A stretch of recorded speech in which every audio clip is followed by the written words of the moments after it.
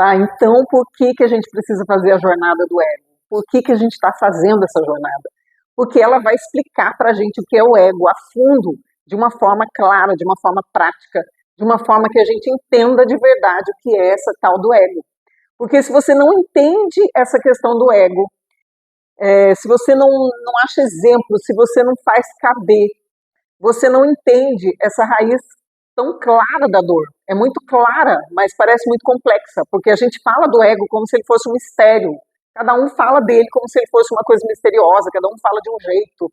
Ah, o fulano tem ego, o fulano tá cheio de ego. E ninguém entendeu exatamente o que é esse tal de ego. Então, se você entende ele, você entende onde fica a dor humana. E aí você sim vai para frente, você vai conseguir deslanchar na sua vida absurdamente. Foi o que aconteceu comigo, né, que tinha fobia social. À medida que eu entendi que a fobia social estava no meu ego e não em mim de verdade, na minha essência, eu deslanchei na vida. Mas então, hoje eu vou fazer uma ilustração, vou propor essa ilustração que vai te ajudar absurdamente a entender essa questão do ego. Eu vou usar hoje a personagem do Game of Thrones, né, do Guerra dos Tronos, o Theon Greyjoy. Esse carinha, ele era rei na série. Então ele estava poderoso pra caramba, ele estava bem vestido, ele estava bem nutrido, ele era aquele que todo mundo deixava tudo que era melhor para ele, que ele era rei, né? Ele era um dos reis da série. E de repente ele foi capturado e preso por um torturador. Então esse torturador prendeu ele nessa posição, olha só.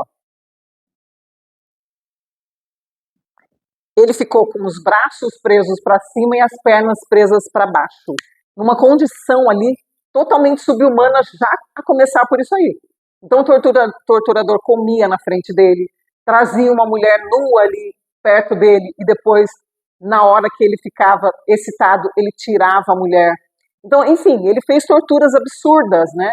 Inclusive, como ele sabia particularidades do rapaz, do Greyjoy, ele sabia que o rapaz gostava muito de sexo, então ele cortou o pênis dele. Ele foi torturando assim nas extremidades, né? Ele foi cortando, retalhando os dedos dele todos, tanto dos pés quanto das mãos. E aí chegou em algum momento que ele estava já tão desprezível, né, imundo ali no meio da própria merda, né, como eles mesmos falam, no meio do próprio cocô. Ele foi se transformando em outra pessoa, né? Então, um prazer que o torturador tinha era quebrar os dentes dele. E ia quebrando os dentes dele, um a um, né? E aí, em determinado momento, ele começou a dizer assim, agora, a partir de hoje, você não é mais o Greyjoy. Você é o podre. Eu quero que você diga, eu sou o podre, eu sou o podre, eu sou o podre. E no começo ele dizia, não, eu sou o Theon Greyjoy. E quando ele falava isso, ele levava um soco mais forte e quebrava mais um dente. E a partir desse episódio, ele começou a dizer, eu sou o podre. Ele se rendeu, porque ele já estava tão massacrado, com tanta fome, com tantas necessidades tão básicas, que ele foi se rendendo à tortura. E ele se rendeu a tal ponto que ele se tornou o podre. Ele esqueceu, entre aspas, de quem ele era. Ele esqueceu a própria identidade, que ele era rei, ele esqueceu da sua grandeza, ele esqueceu de tudo e se tornou o podre.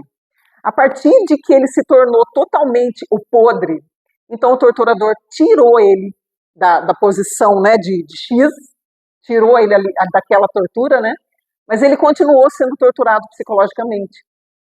Então, uma vez, o torturador colocou ele, sentou numa cadeira, deu para ele uma navalha na mão dele e disse, faz a minha barba. E tinha testemunhas ali do lado. E o podre começou a fazer a barba do torturador.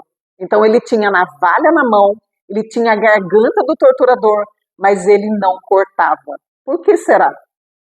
Por que será que alguém chega a esse ponto, num método de tortura tão grave, tão drástico quanto ele chegou? Porque ele perdeu, entre aspas, a identidade. Ele esqueceu que era grande. Por causa da palavra medo. Ele estava com medo. Porque ele sabia que se ele fosse de novo, né, se ele desagradasse de novo e fosse trazido de novo para a tortura, ele ia sofrer as mesmas coisas ou piores. Então, o que mantinha essa identidade dele era o quê? O medo. Então, ele ficou ali sendo torturado depois psicologicamente. Ele comia ratos, né? Ele não tinha uma alimentação normal, ele era tratado como podre o tempo todo. Ele até era mandado sair dali, mas mesmo saindo, ele não tinha coragem de ser outra pessoa que não o podre. A irmã dele, que também era uma princesa, né? Ela tentou resgatar ele. Ele não quis ir embora. Tamanho o medo.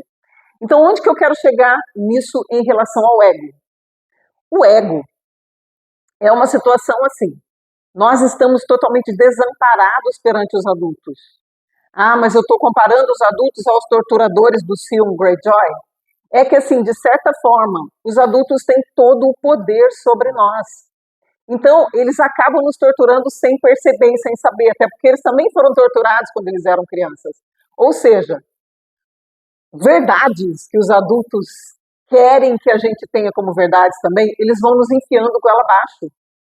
Eles vão nos guiando de tal forma que a gente vai para a religião deles, que a gente torce para o time deles. Na maioria das vezes é assim. É assim que a gente se torna família. Família é um ambiente tão bonito, mas muitas vezes nós fomos forjados para nos adaptar e para nos adequar aos adultos ali. Então é assim que vai formando o nosso ego.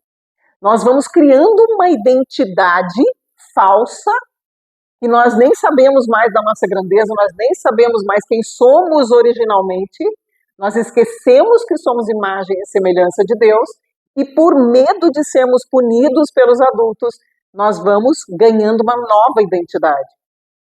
Né? Então, é um método de tortura? De certa forma não deveria ser, mas se tornou, porque o adulto que nós encontramos ali quando nós nascemos também foi torturado antes de nós.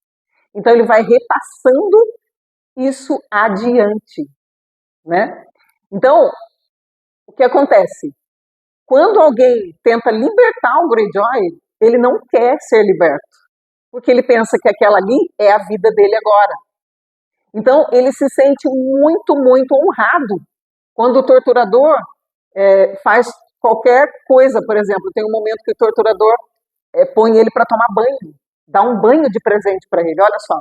E ele acha que é uma honra. Então, assim, nós vamos nos adaptando também à sociedade de tal forma que nós achamos que a sociedade faz um favor de lançar um olhar para nós. E, afinal de contas, nós nos adaptamos e nos amoldamos à sociedade. E achamos que ela é mais importante do que nós, que ela é mais poderosa do que nós.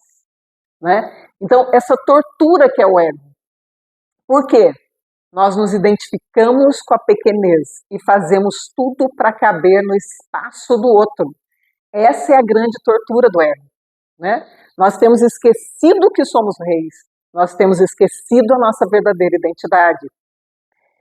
Então, a partir do momento que a gente começa a entender que essa tortura não é normal e que alguma coisa tem de errado mesmo nisso, que a gente começa a suspeitar de que tem alguma coisa errada nisso, então nós começamos a fazer o caminho inverso, que é começar a descobrir a nossa verdadeira identidade de novo.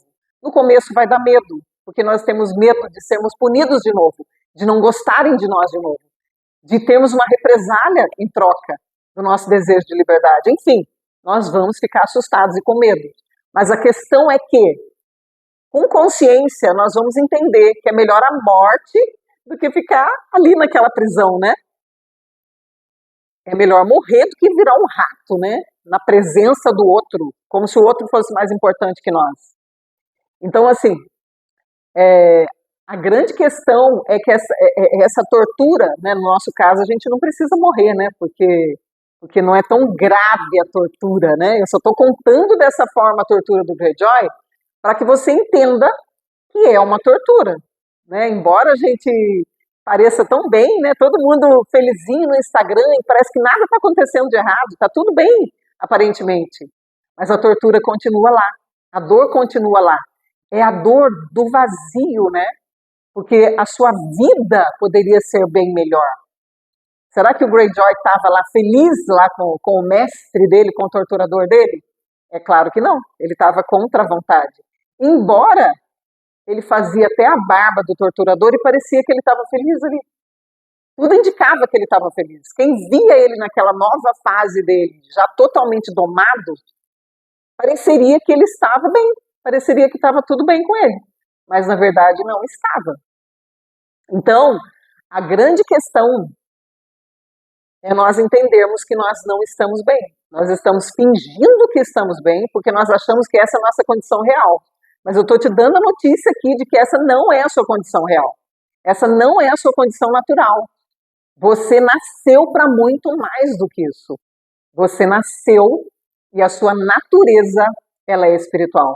Você é imagem e semelhança de Deus. Então a tortura não é o seu lugar. O ego não é o seu lugar.